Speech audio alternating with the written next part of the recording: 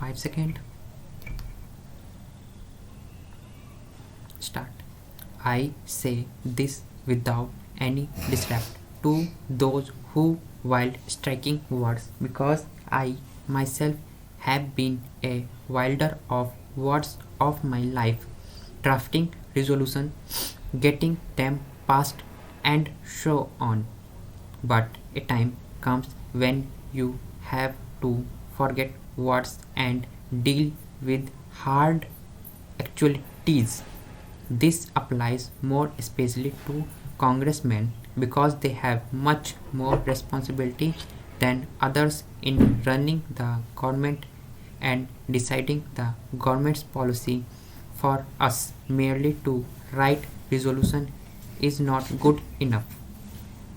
What then must we do? The only thing to be done is to sit down and draw up a plan, a detailed plan that is function of the planning commission and the government and those whom they consult. Obviously, a congress session cannot sit down and draw up a 5-year plan, but in a resolution of this kind, we have to indicate the type of thinking needed in drawing up that plan. This resolution contains a brief reference to the objective to be achieved.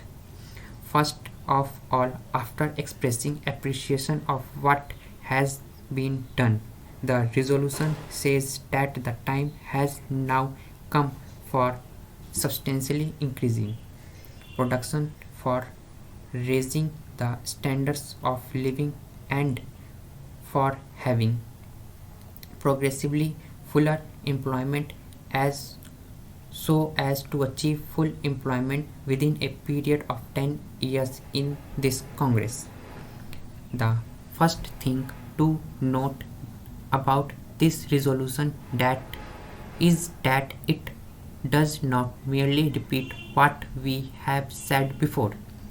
It points out that the time has come for us to advance on the economic and social plan. In a sense, we have been doing it, but we have not been done it adequately. The time has come to put an end to unemployment in 10 years. By 10 years, we mean 2 5-year plan periods. I wish you to appreciate that we try not to word our resolution in what might be called bombastic language. We are an old and mature organization with a great deal of experience. It is not desirable, therefore, that we should use words which are vague and meaningless. On the whole, we understate what we purpose to do. If we really give effect to this resolution, it means bringing about a revolution in this country, an economic revolution bigger than any that has taken place in our times. Take the simple fact of putting an end to unemployment within 10 years. Just try to think what it means in this country with its population growing years by year. It is a terrific job, the like of which has not been done in these circumstances in any other country. We talk about planning. As you all know, planning is essential, and without it, there is would be anarchy in our economy development. About 5 years ago, planning was not acceptable to many people in high places, but today it has come to be recognized as essential even by the men in the street. Our first 5-year plan is now about 3 years old, and we are now thinking about our second 5-year plan.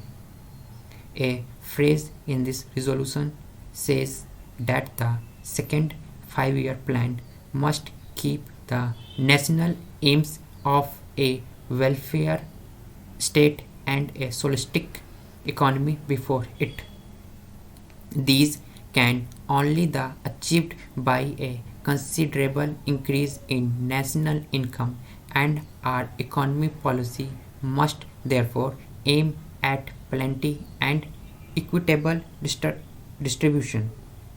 The second 5-year plan must keep these objectives in view and should be based on the physical needs of the people.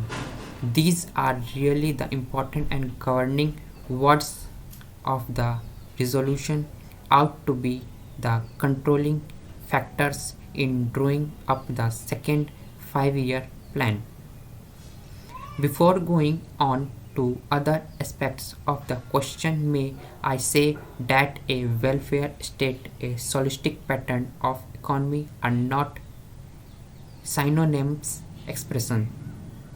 It is true that a holistic economy must provide for a welfare state, but it does not necessarily follow that a welfare state must also be based on a holistic pattern.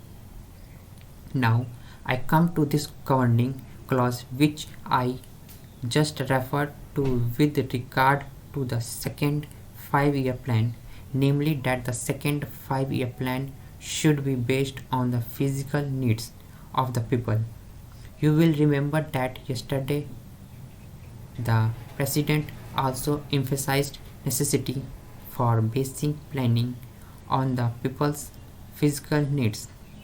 Our first 5-year plan was based on the data and the material we had at our disposal, as well as on things that we actually being done at the time. Take these big river valley schemes. All these things were done at the time and we had not choice but to continue them. We had to accept what has been done. Of course, we added one or two new schemes and rearranged the priorities. That is to say, our plan was largely based on the finance available and consisted in taking up those schemes which were most useful. But it was limited planning, not, not planning is in the real sense of the word. The conception of planning today is not to think of the money we have and then to divide it up in the various schemes, but to measure the physical needs. That is to say, how much of food the people want, how much of clothes they want, how much of housing they want, how much of education they want, how much of health services they want, how much of work and employment want, and so on. We calculate all these and then decide what everyone in India should have of these things. Once we do that, we can set about increasing production and fulfilling these needs. It is not a simple matter because in calculating the needs of the people, we have to calculate on the basis not only of increasing population but of increasing needs. I shall give you an instance. Let us take sugar. Our people now consume much more sugar than they used to, with the result that our calculations about sugar production went wrong. Now, why do they eat more sugar?